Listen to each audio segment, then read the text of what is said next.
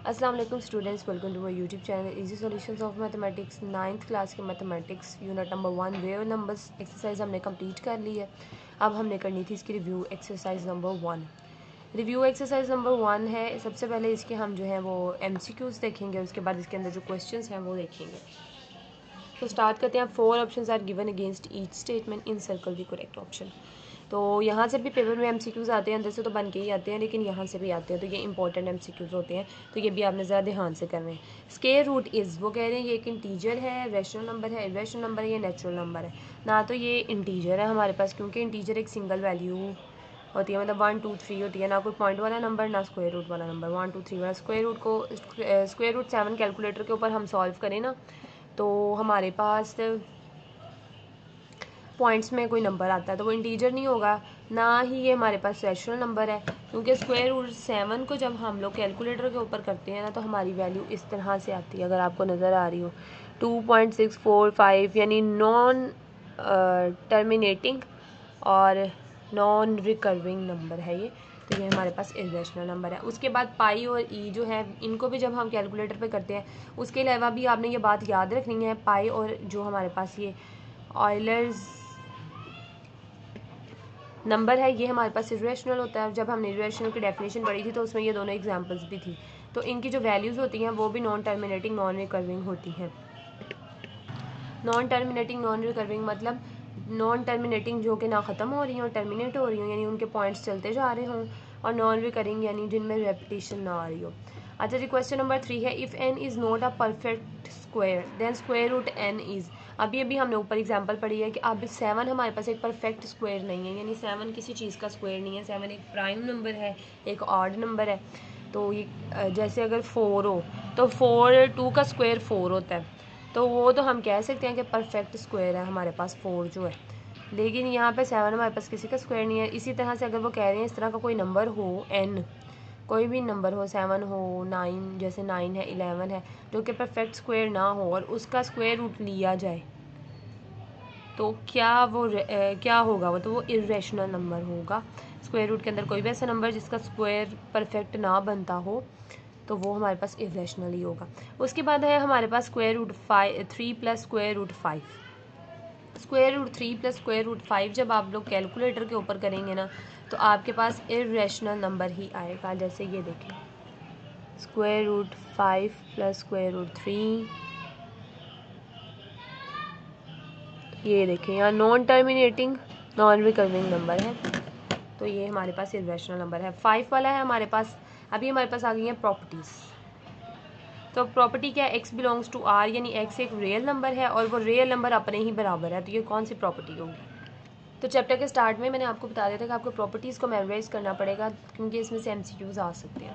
तो अब हमारी जो प्रॉपर्टी है यहाँ पे देखिए, सबसे पहले कि a क्या है, एक रियल नंबर है और a अपने ही बराबर है, तो ये हमारे पास कौन सी प्रॉपर्टी है, रिफ्लेक्सिव प्रॉपर्टी है।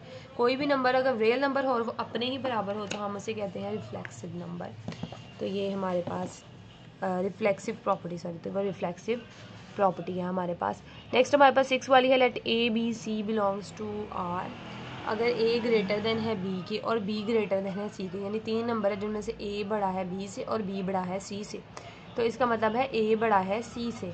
तो इस प्रॉपर्टी को क्या कहते हैं। इस तरह की कोई भी प्रॉपर्टी हो, A बराबर है, मतलब ये ग्रेटर देन वाली, तो ये ट्रांजिटिव प्रॉपर्टी है हमारे पास। ये भी हम देख लेते हैं, यहाँ पे प्रॉपर्टीज़ के अंदर ही होगी ट्रांजिटिव। ये देखिए यहाँ पे एक ए ग्रेटर देन है बी से, एंड के साइन एंड का है, एंड बी ग्रेटर देन है सी से, तो हमारे पास ए जो है वो अल्टीमेटली सी से ग्रेटर होगा। और अगर ए लेस देन है बी से और बी लेस देन है सी से, तो ए लेस देन है सी से होगा, यानी पहले और लास्ट वाले का रिलेशन।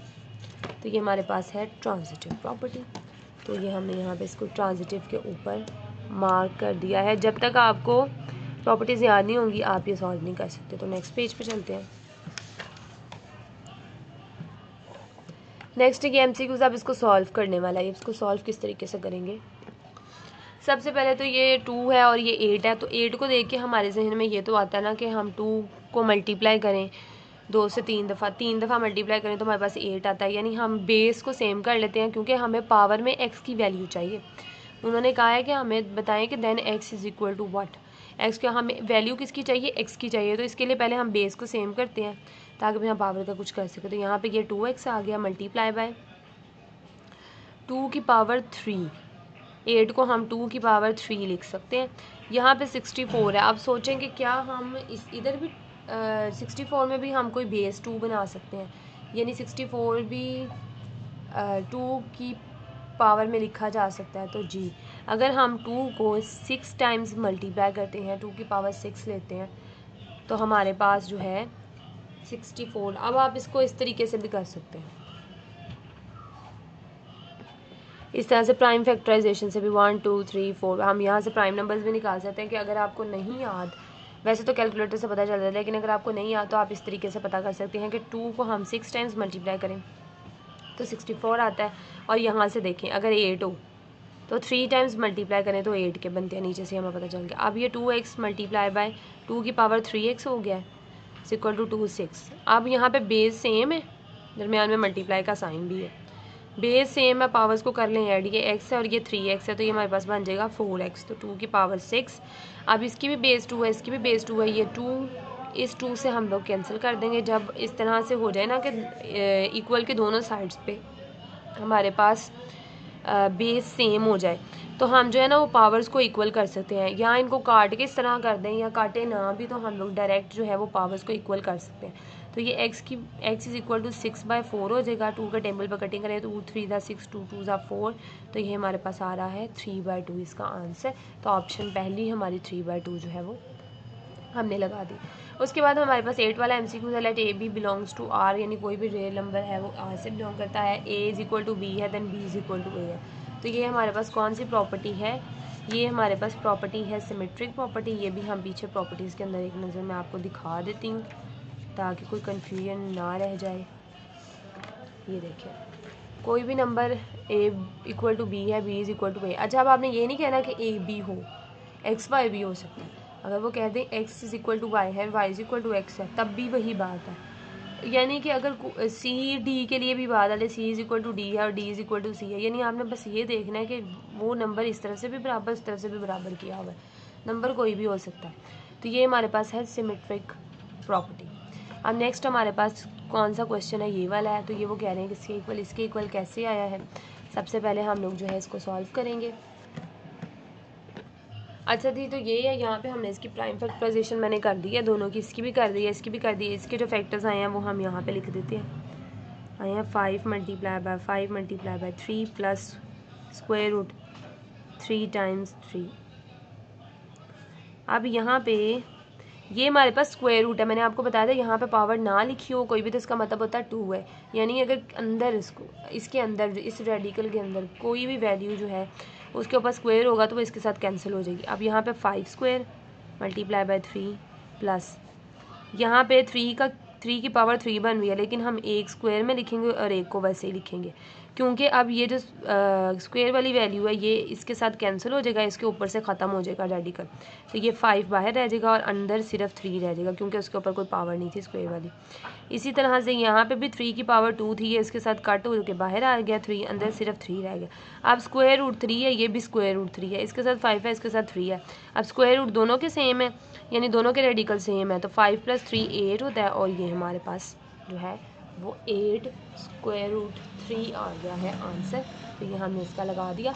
अब हमारे पास नेक्स्ट है 10 वाला, दी प्रोडक्ट ऑफ। अब यहाँ पे देखें ये प्लस का है, ये माइनस का, दोनों सेम है, तो ए स्क्वायर माइनस बी स्क्वायर अगर हम करें 3 स्क्वायर माइनस स्क्वायर रूट 5 का स्क्वायर, मैं ऊपर ही करवा दिया है। तो ये 9 माइनस ये इसके साथ कैंसिल हो जाएगा, स्क्वायर के साथ रेडिकल 5 आ जाएगा और आंसर आएगा हमारे पास 4।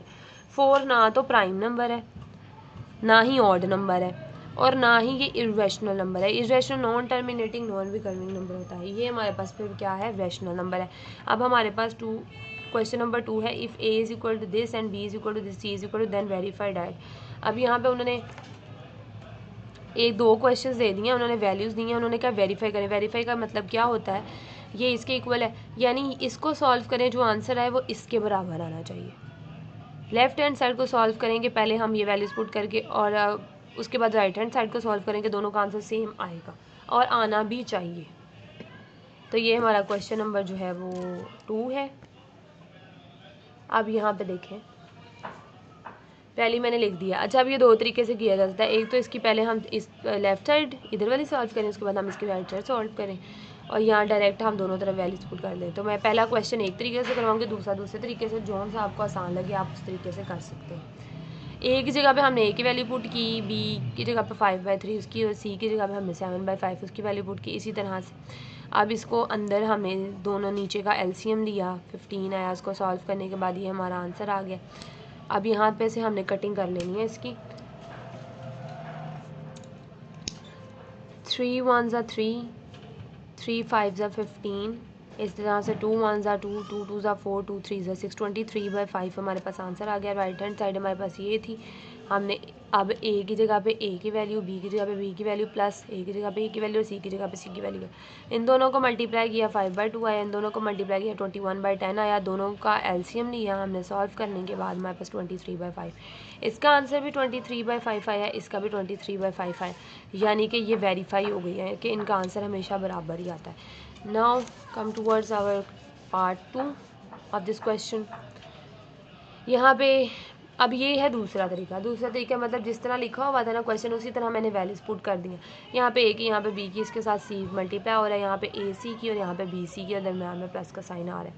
इसका एलसीएम लिया हमने, नीचे 6 आ गया, 9 + 10 आ गया, उसको सॉल्व किया हम लोगों ने। यहाँ पे ऊपर 19 बन गया, 19 7s आ 133, 6 5s आ 30 आ गया। इसी तरह इन दोनों को मल्टीप्लाई किया, 21/10 आ गया। इसी तरह इन दोनों को मल्टीप्लाई किया, 7/3 आ गया।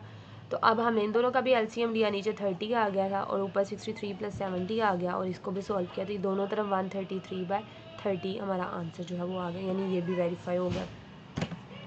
नेक्स्ट हमारे पास क्वेश्चन नंबर 3 है। 3 वैल्यूज दी हैं, उन्होंने कहा then verify the associative property of real numbers with respect to addition and multiplication. यानी हमने associative property of real numbers जो है, जो पीछे प्रॉपर्टीज़ हैं, मैंने आपको पहले ही कहा था, आपको याद होंगी तो आप इस तरह का क्वेश्चन अटैम्प्ट कर सकेंगे, अदरवाइज़ आप नहीं कर सकेंगे। एसोसिएटिव प्रॉपर्टी को करना है पहले एडिशन वाली को और फिर मल्टीप्लिकेशन वाली को करना है। तो पहले हम लोग एडिशन से स्टार्ट करते हैं।